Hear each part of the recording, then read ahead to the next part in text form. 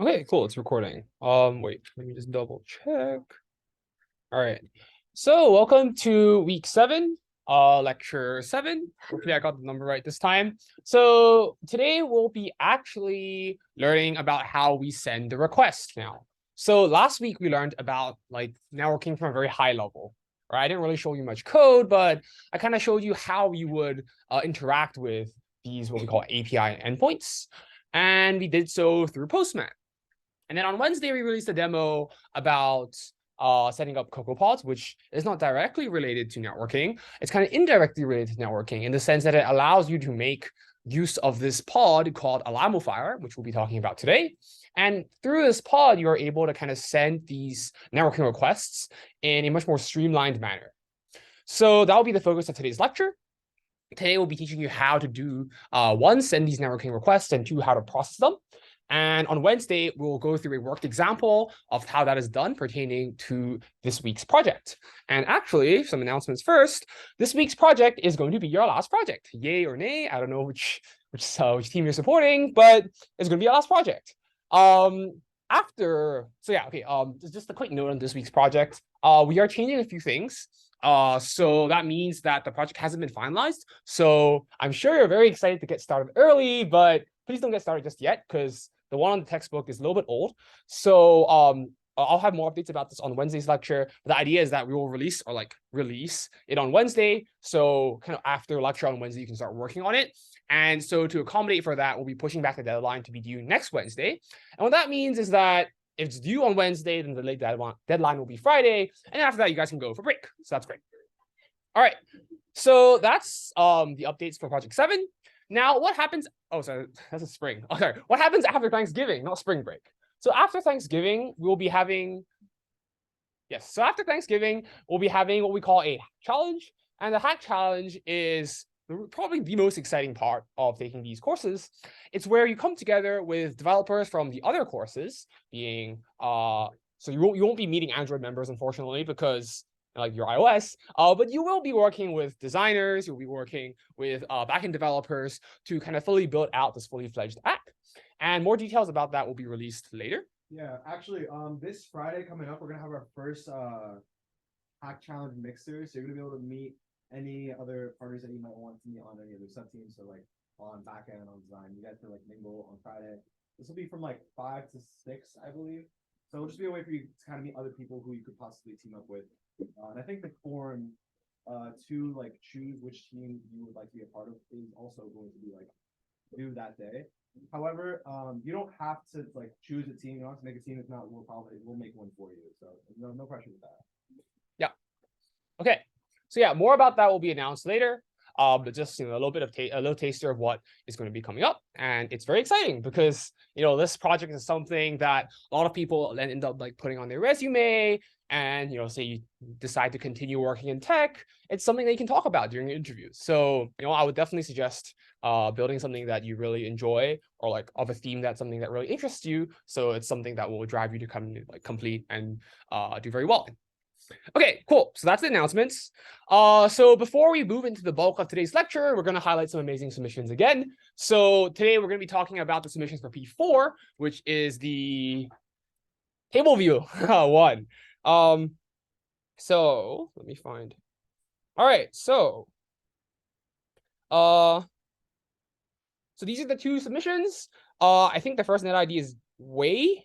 So here we can see actually, I'll move this. I don't want to expose my desktop. Oh, sorry, my computer's lagging a bit. Here we go. All right. So this is the Spotify, very similar to the Spotify app, but what really sets this apart is that Wei chose to implement kind of the reordering. So you can see, by clicking on this button, we can reorder it. Maybe the color is a little bit interesting of a choice, but it's functional, right? It like draws the attention, and it's really cool, right? You can kind of say, you like this song a lot better, you can move it up. That's really nice. You can also delete by swiping on it, and you can also insert new songs to see how it pre-fills with these values.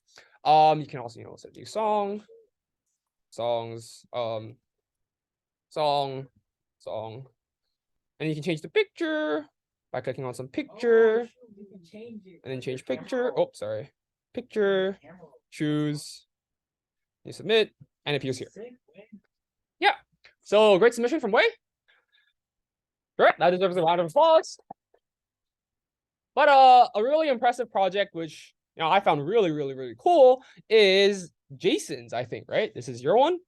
So it also implements the rearranging here, and we can see Jason chose to use white.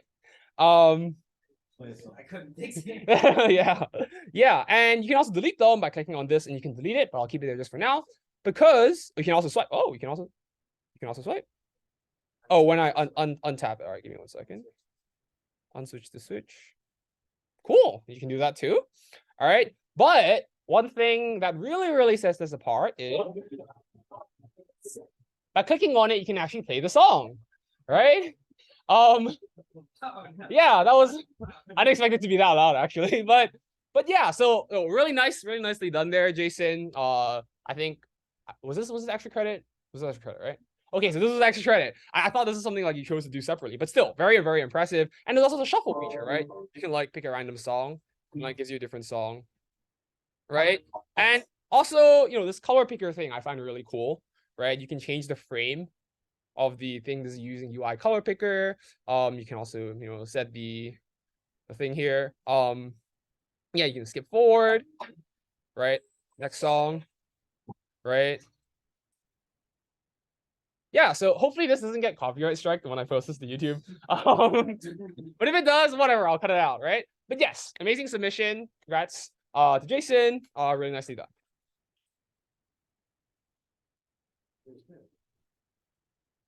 Okay, cool. So that aside, let's go back to today's lecture. All right, so first I'll talk a little bit about CocoaPods. You've had some experience working with CocoaPods. May not be the best of experiences because installing it can always cause some issues. But hopefully you all have already installed that because it was required for doing project 6, I think that's the number. So, you've all installed it, but what is CocoaPods? And Elvis mentioned this a little bit in the demo, but the idea is that it's kind of what we call a external dependency manager, right? So if you've taken 11.10, you've worked with pip3, right? Which is the way Python kind of manages its packages. And later on, if you choose to work with other programming languages, they all have their own version or dependency managing kind of framework. And so for iOS, the one we choose to teach in this course is CocoaPods. And, as you kind of work on the hack challenge and you go through different sources on YouTube or other other more credible sources, you may see other versions of package managing tools, right? There's SPM, Swift Package Manager, and there's also this thing called Cartridge, and there's a bunch of other ones, right? And the reason why we choose CocoaPods is one, because it has like the most wide support, and two, it's because if you have an error, it has like a lot more kind of credible responses than say these newer package managers. Though in the future of this courses, we are thinking of maybe migrating away from CocoaPods because every semester it causes issues, and these issues have become more and more annoying to deal with because of like new computer architecture coming out and other version dependency issues. So you may be the last batch we'll be using CocoaPods, right? But anyways, CocoaPods is still definitely used a lot throughout industry, and a lot of the app dev apps do actually also use CocoaPods for for dependency managing. So it's definitely one very important kind of tool for you to learn. And it's basically used to kind of manage, download, and use these third-party libraries, right? So just quickly to summarize, a third-party library is basically some chunk of code or some chunk of functionality that someone else implemented for you, right? And then before in lecture, I gave the example of time, right? So, like time zone is like a really hard thing and is notoriously annoying to deal with, right? For example, if you want to like have some app change its color based on the time of the day, but you also want to account for time zone. You also want to account for daylight saving. You also account for like if they turn off airplane mode, like where are they, right? Like there's a lot of these like really annoying things and details for you to deal with.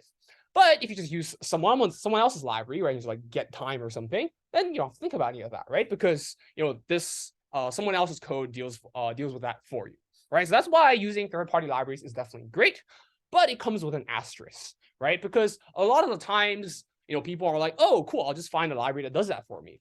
But you must be very careful when you just kind of randomly pick libraries and install them, because there are very like malicious people who decide to just make libraries that are like one letter away from a very popular library. So like Alamophire, they make like Elamophire or something like that, right? And by installing it, they like take all your data and stuff like that. So just be careful, right? A rule of thumb is that if it's installed a lot, has a lot of reviews, and it's like probably more credible. But of course, that's not like a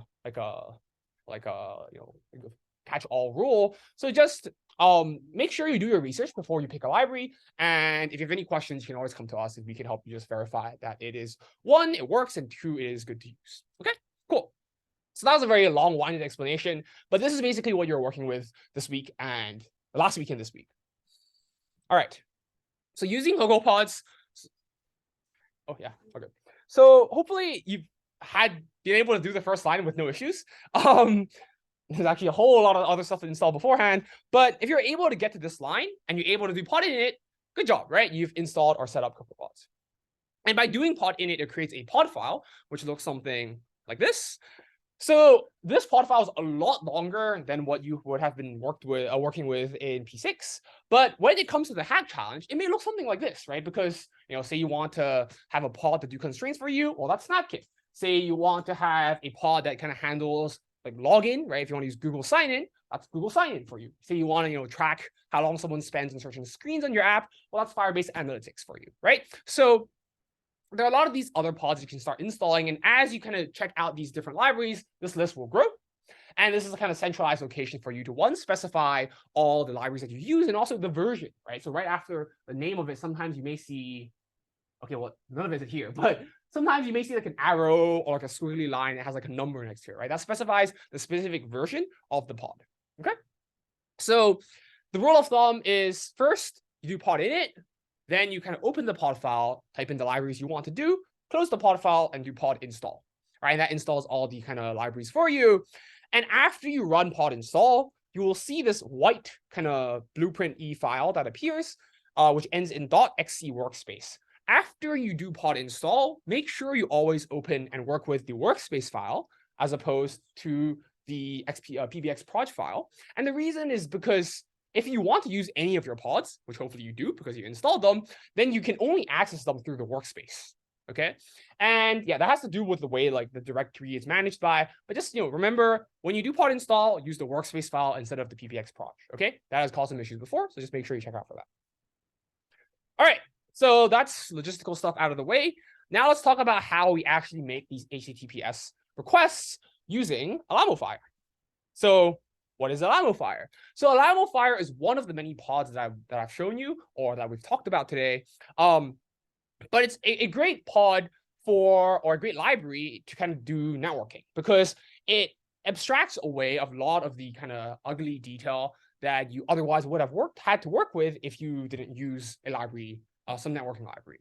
And so kind of built into Swift, there's this thing called URL sessions. You can Google that if you want, but the syntax for that is really messy, really ugly. You need to handle a lot of edge cases. You have to manually process a lot of things, manually decode a lot of things. It's just gross, right?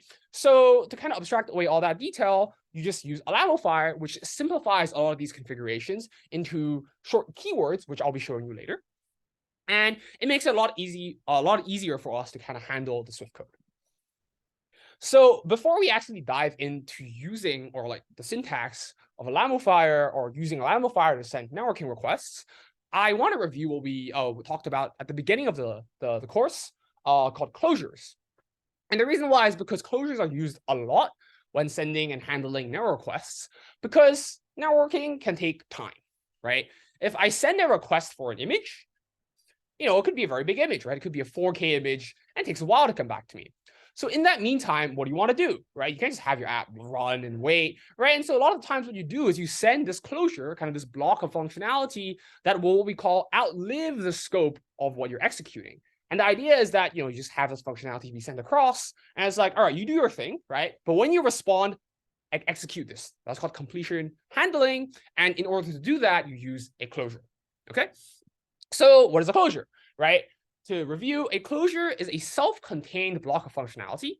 What self-contained means is, I define a variable XYZ, right, within my closure. Outside that closure, XYZ no longer exists, right? Maybe XYZ is like defined somewhere else, it doesn't matter, but the XYZ I defined within the closure lives within the closure, hence self-contained. And you can pass it around, being that, if you define a closure, right? And you can pass it in as an argument. You can have it returned as a what is the return value? I forgot the term for a return value. So yeah, you can pass it around, right? It's just like a value. And in sum, it's basically kind of just like a function, but it's not formally defined. So a great analogy is like a lambda function in Python, right? Or like an anonymous function, right?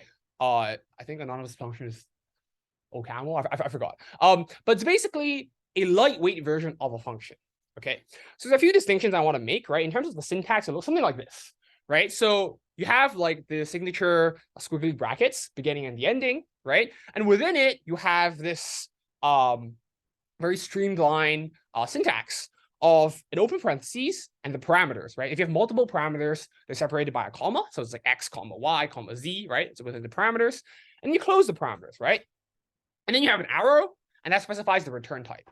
So one thing I want to specify is that you must specify the return type, right? I know like sometimes we talked about how, so if it's smart, right, you can kind of guess what the type is, but for closures specifically, you must define it. And the reason is because it's not smart enough, I guess. It can't guess that. So you must specify the return type. And then after you specify the return type, you're like, okay, this is like the skeleton of my function, right? What it takes in, sorry, the closure, what it takes in, what it returns, right? Now you specify what you do, right? What you do with the arguments or the parameters to turn it into the return type. And so you write the word in, and after that, you define your statements. Okay? So like statements is like what you do. So let's go through a quick worked example. I say I define, this array or this list of strings, bunch of names, right? Chris, Alex, Iwa, Barry, Daniela. And you can see it's A, B, C, D, E, right?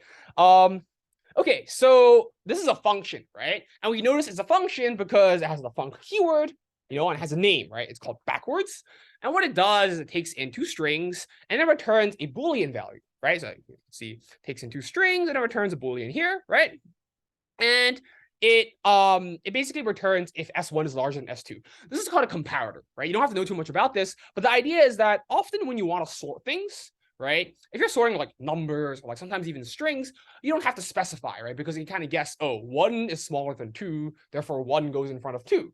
But say I'm sorting like apples, right? If I define an apple class and I try to sort them, how does your code know what to sort it by, right? Do I sort it by its color? Do I sort it by its price? Do I sort it by its weight, right? So to kind of tell it how to sort it, how to compare the items, we implement a comparator. And this is the example of a comparator. Okay, so this is like not relevant to the closure part. I just want to explain what this is.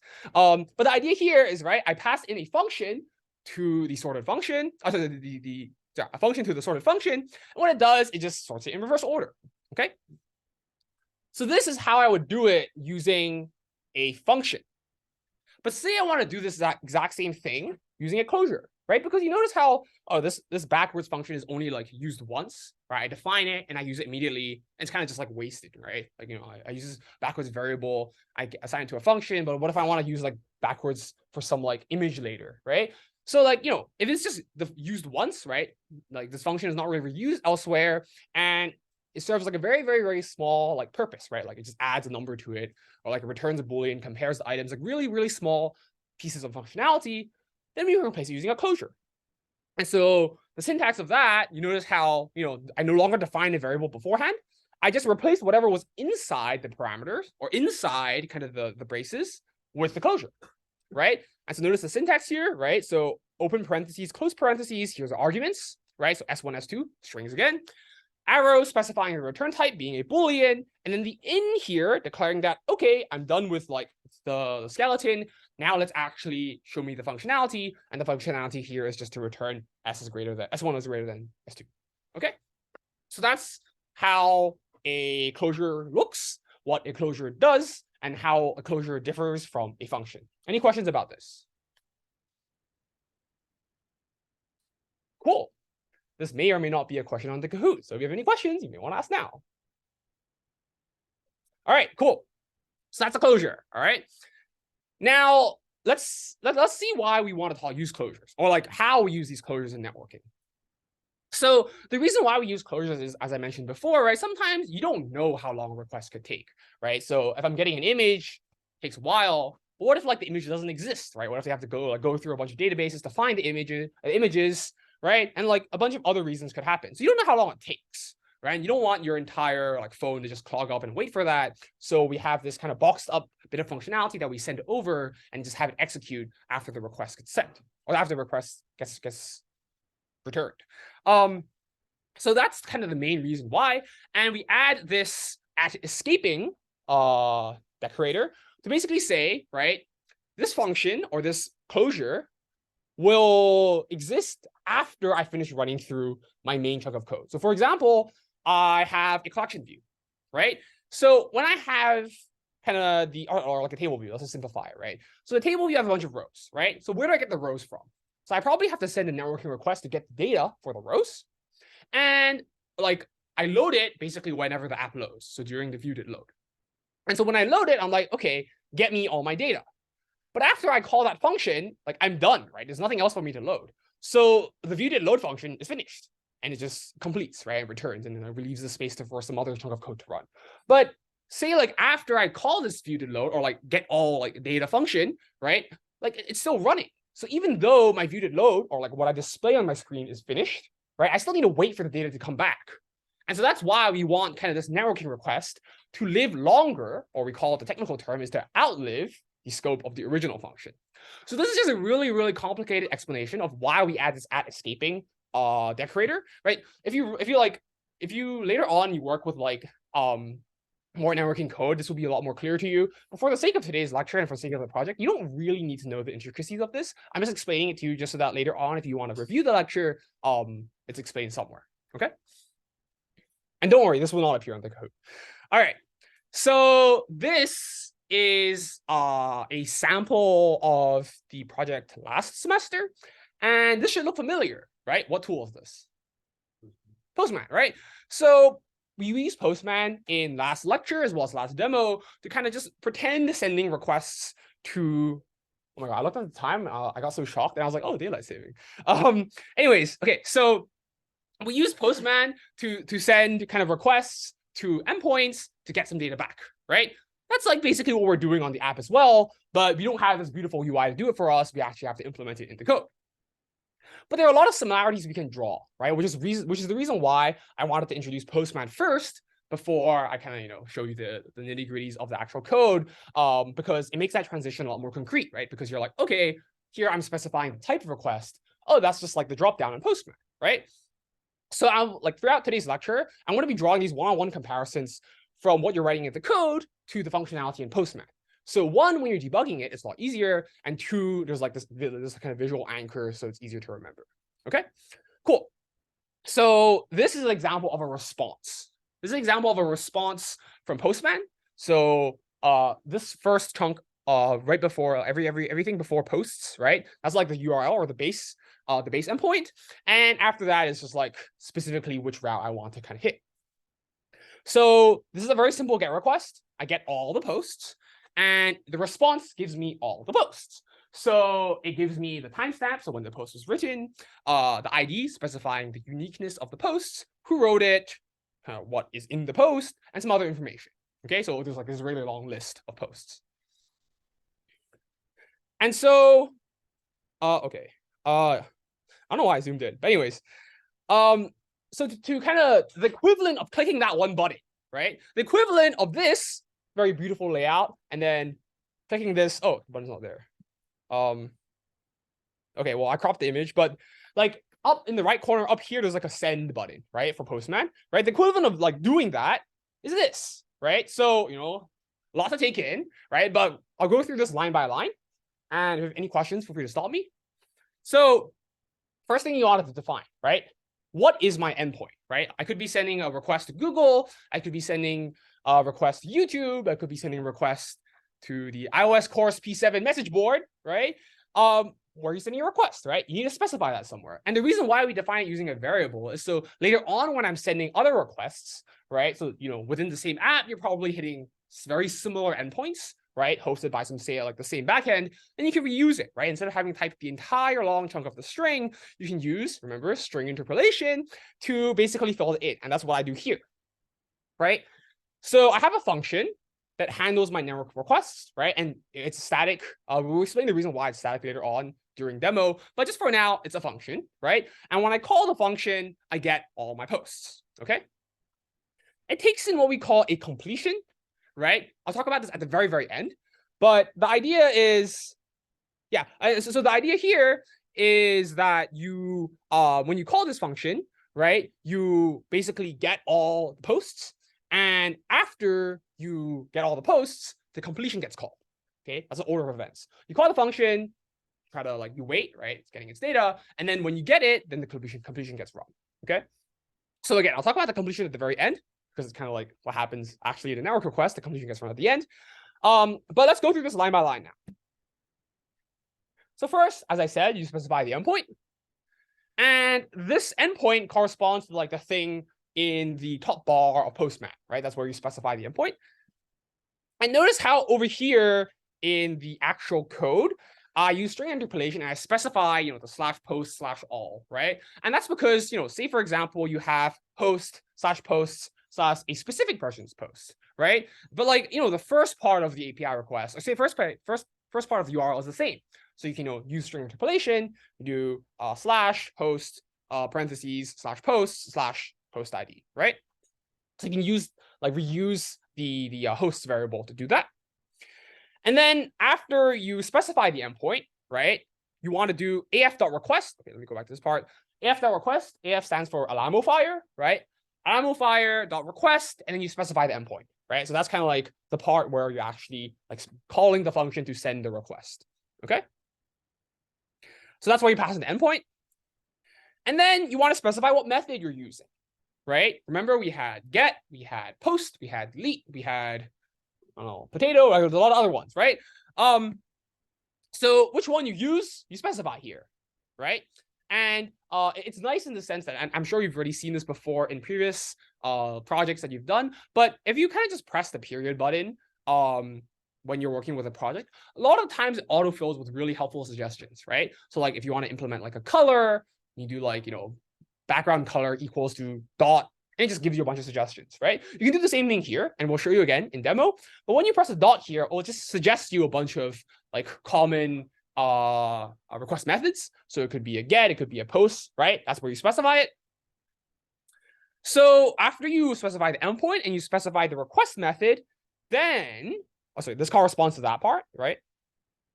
Then you want to kind of check the response code, right? Remember from lecture last week, there's the 100, the 200, the 300, which is informational, very good, being 200, and 300, which is redirection. Those are generally okay. And then you have the 400, the 500, where it's either you messed up or your backend member messed up, right? So no, you want to make sure that you know if it worked or not before you kind of process it, right? Because if it works, then you handle it accordingly. You call the completion basically, right? If it didn't work, then you want to print something helpful, right? You can either print the error message or you can print a localized description, which I'll talk about later. But regardless what, right? You want to handle it somehow, right? So that's the point of the dot validate, right? You do the, let me just go back to show the whole thing. You do af.request, right? Sending the request, specify the endpoint, specify the method, and then check the response code using dot validate. Okay. So that's the first 3 steps. And there's only one last step now. So if it's 200, then it's good. Otherwise, it's a fail.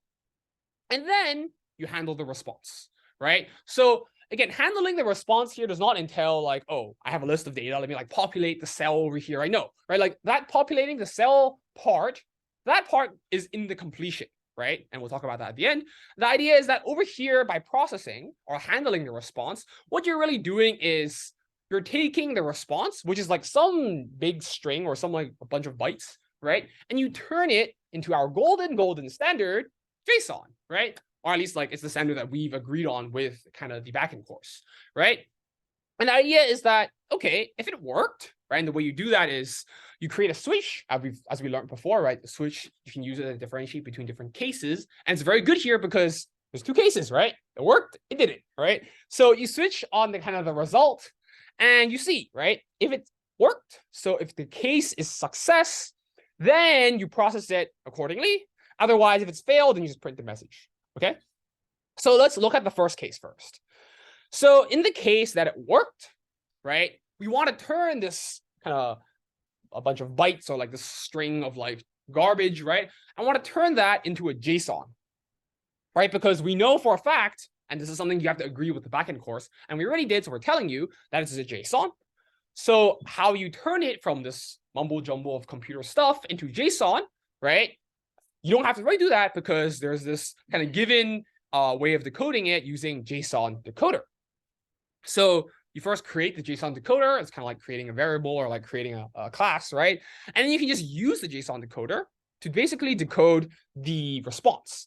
So the response looks something like this when you use Postman. And that's because Postman is smart enough to kind of guess it's JSON, right? Remember how in Postman there's like this drop down. You can pick if it's HTML, if it's JSON, process it as raw text, process it as like XML, right? Those are like other types of decoders. But because since we agree that it's JSON, you use the JSON decoder. And also a side note, if you like aren't sure what the type of response is, you can use Postman to hit the endpoint first, and then look at the response from Postman, and you're like, ah, that looks like a JSON, right? Because it's like, squiggly brackets, string keys, values that are like strings or may not be strings, but it's probably a JSON, right? Like you can just test, right? But yeah, that aside, for the purposes of this course, it's always going to be a JSON. And the idea is that you take this JSON and you decode it. So okay, this part, so historically, or like last semester, we chose to kind of explain what a decodable is and like how you do this kind of conversion between a JSON to a decodable and how to like decode basically. But it proved to be very difficult and it like confuses a lot of students. So this semester we're just gonna gloss over the detail. We're gonna show you how to do it, but you don't really have to know specifically what's happening. But like a high level summary is we take the JSON, right? And we basically match all the keys. So if we are able to define a struct or a class, doesn't matter, that has the same kind of parameters or the same variables there, then we're like, okay, let me just like take this and like bring it over and create a post. Okay. So like if anything you take away from this slide, just remember that the variables in the struct must match the keys in the JSON. That's it, right? The casing also matters. So if that's like this is all uppercase, that has to be all uppercase. Okay, the casing like really, really matters. And the type. Okay. So after you kind of like decode it, one of probably the most important part of the decoder, which I think 99% of students mess up here, is you need to specify the type of thing that I'm getting. So over here, notice how I have multiple posts, right? Like I have one post here, but I have another post here, right? And there's probably a lot more. So this is not a post. This is a list of posts, right? Because the response from kind of the request is an array of posts, right? An array of kind of these smaller JSON objects, which are just posts. So you need to specify that, right? So when you write the code, okay, I'm just going to move over because the arrow is kind of covering it. But the idea is like, pay attention to this line, right? This line of if let user response try JSON decoder.decode. And the first argument you pass into JSON decoder.decode here specifies the type of the response, right? So the response type here is going to be an array of posts. Therefore, I do the array of posts here. So like you see how this is the array syntax .self. Okay, so the reason why I do .self is because I want the type and not to actually create an array of posts. So this is just like a small syntactical quirk, which you've hopefully had some experience with in the first project. But the idea is that if you want the type, you don't just like put like the name of it. You have to put the name of it plus .self. So some distinctions to make, right? If the response type is just a singular post, right, then I would remove these braces and just do post.self, right? Because I'm getting one singular post, therefore I decode it as a post, therefore I want the post type. So I do post.self, right? If I'm getting, say, for example, an array of potatoes, right? Then I'll pass in the array and then potato within it, and then I do .self after the array, right? So let's replace the word post with potato. Okay? Any questions about this part? This part is very confusing for a lot of people. Cool. All right, so make sure this response type here matches up with what you are getting in Postman. Okay? And then the from part is just like whatever your data is. You can like follow the syntax here mostly. Okay, and so notice how a lot of like what I do with the actual response is not here, right? And the reason why is because that's handled in the completion. So the idea is that I do like this networking request. So get all posts is like my networking request, right? And I specify what I do with a bunch of posts in my completion here. So think back to the example of like the sorted list thing I showed you at the beginning, right? within the list, or like what's called names not sorted, right? Within that function, I don't really do any of the sorting, right? I just give it a comparator. And the idea is that, the comparator like is basically when the comparator gets called on the items in the list, that's when the comparator actually gets called. So in this case here, the completion, like when the completion gets called on the data, so over here on, oops, I don't have line numbers, but over here, you can see the mouse, right? Okay, cool. Over here, when you do completion, call on user response, that's when you actually processed, the array of posts. That's when you process the array of users, when you process the array of images, whatever, right? Okay, any questions about that? Okay, so the completion is an argument, right? Something I pass into this networking request, and that is, drum roll, a closure, okay? So completion is a closure. All right, so that's like the success kind of step, right? If it works, all good, right? You decode it, and then you call your completion on it, right? Because the completion specifies what you want to do with the responded data. Now, what happens if it fails, right? And there are two places it could fail. It could either fail on decoding, and then you can just be like, oh, print failed to decode, right? So you just print some error message. Or it could fail like as a result of sending the request, right? So one distinction to make here, when it fails here, so if you print something like failed to decode get all posts, right? That basically means that, sure, your networking request went through, right? Meaning the response code is 200 something, right? But when you try to decode it, being this line, right? If let user response equal to JSON decoder.decode, it failed. So if you see this error message, probably something wrong with this line. Okay? If you see this error message being like, oh, I don't know, like user authentication issue or like server error or like whatever, right? Then, then you can be a little less worried because you didn't decode it incorrectly, but it has to do something with either the backend or something that you forgot to send as a result of kind of sending the request. Okay, so distinction to make there.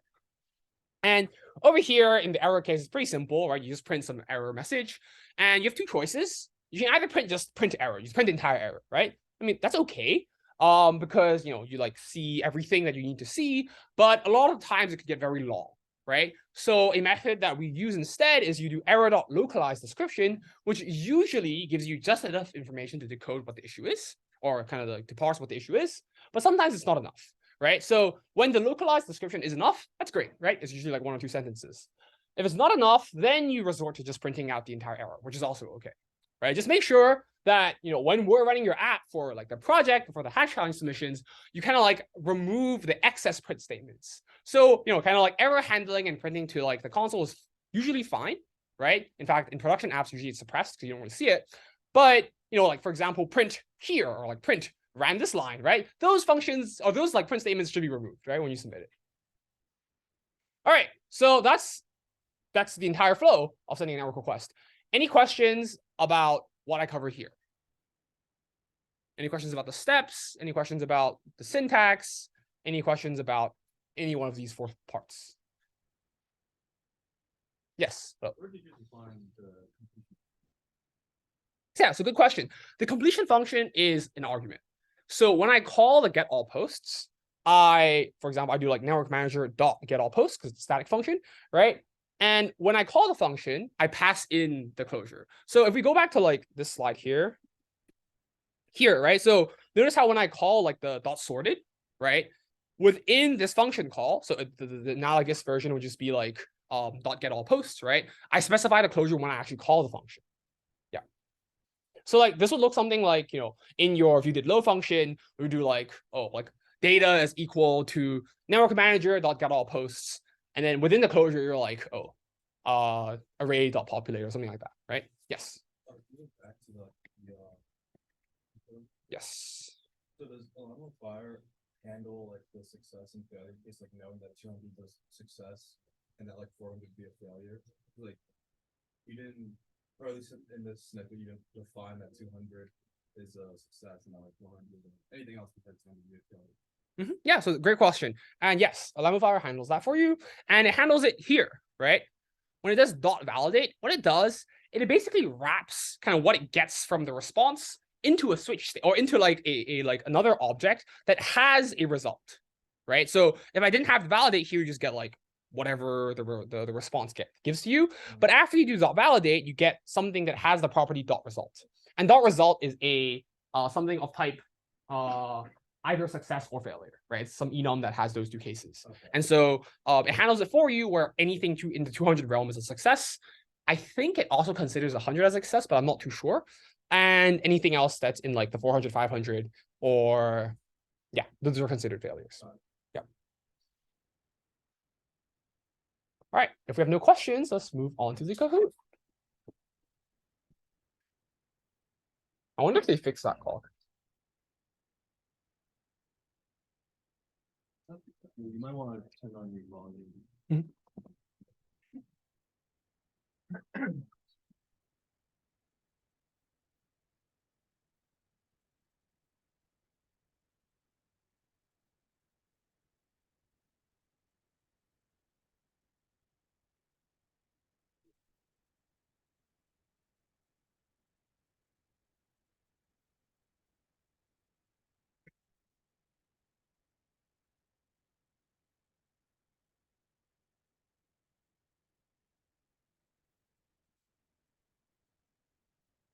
All right. Today, 4 questions, mostly about networking. Actually, no, all about networking. Why mostly?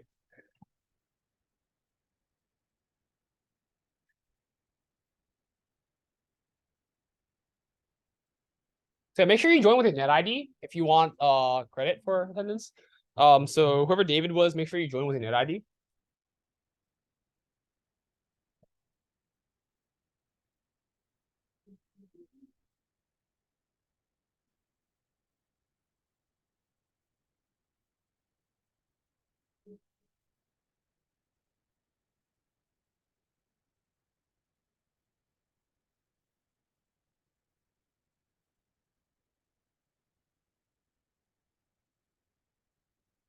All right. Anybody still trying to join?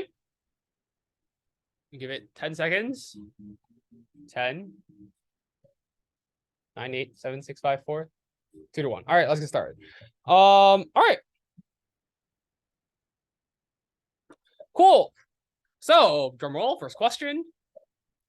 This, all right, I'll type multi-select. Very cool. So what is the difference between a function and a closure?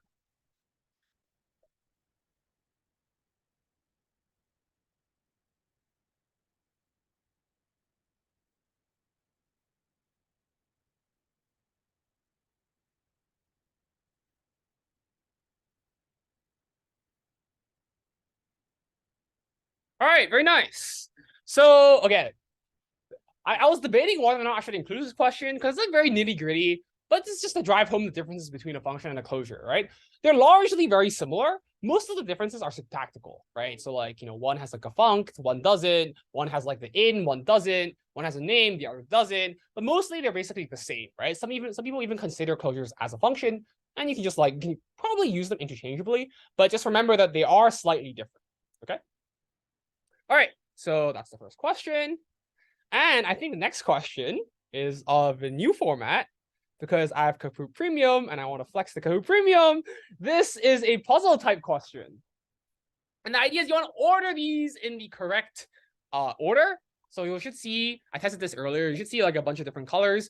So you want them to be in the correct order. Right, so the order on the screen is not right, okay? This is not like the correct order of the things that's displayed on the slides today. So you want to order them so that they are correct on your screen. I don't know how that works. Hopefully. I should probably make it shorter, huh? Nah, that's good. It's good? Okay.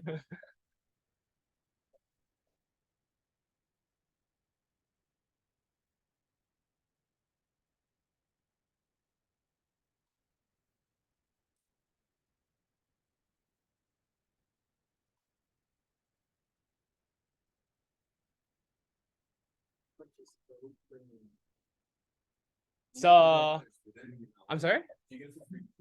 No, I paid for it. Yeah.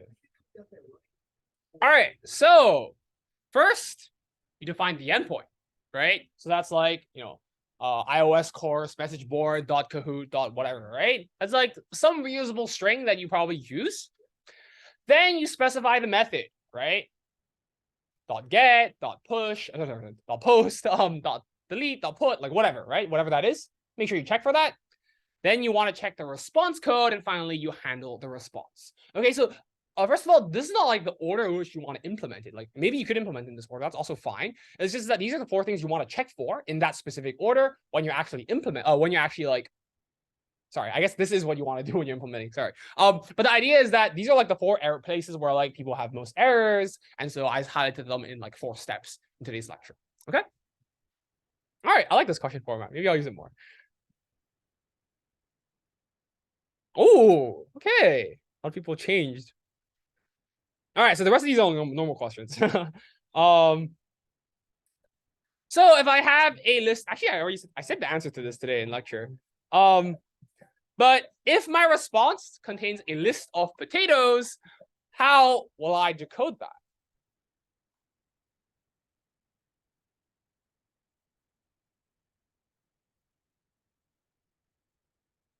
Right.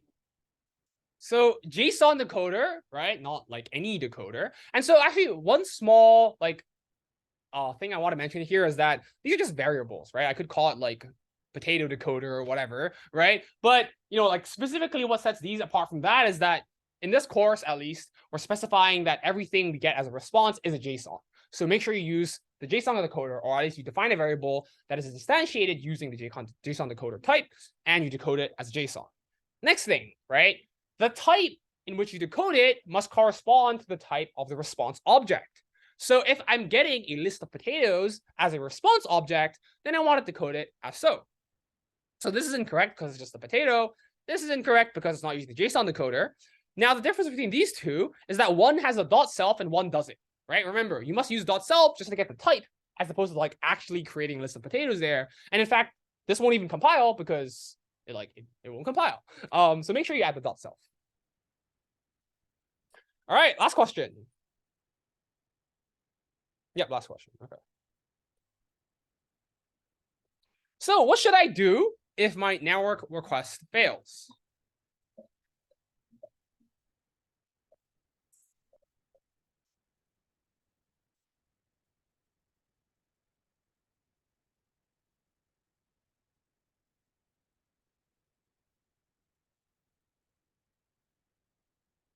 Nice. So you definitely want to print out some form of message describing what happened, right? And today in lecture, I talked about you can do either, right? You can either print out the localized description, or you can print out the entire error. Either is fine.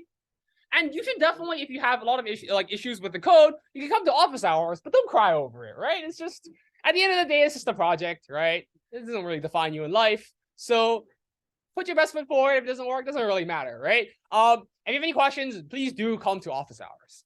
So yeah, that's it for today's lecture. Hopefully you learned a lot. And on Wednesday, we will show through a worked example of how we would send these requests and then make an announcement about the project. Okay. And if anybody is having issues with like their CocoaPods or whatever, feel free to come up and I'll try to debug that right now.